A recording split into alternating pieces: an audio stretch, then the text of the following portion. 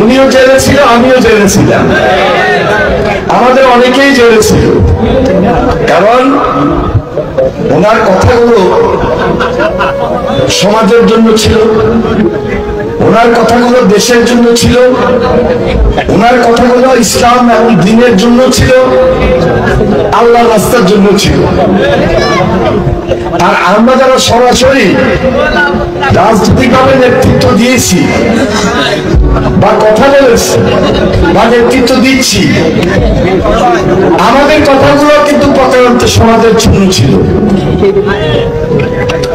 এইভাবে বিগত 15 বছর এই দেশে একটা জুলুম ছিল এবং ফ্যাসিবাদ এমন ভাবে আমাদেরকে জিম্মি করেছে, আমরা সহজে এখান থেকে বাইরে হতে পারি নাই। তবে আল্লাহর হুকুমে শেষ পর্যন্ত বাইরে হয়েছি এবং ফ্যাসিবাদ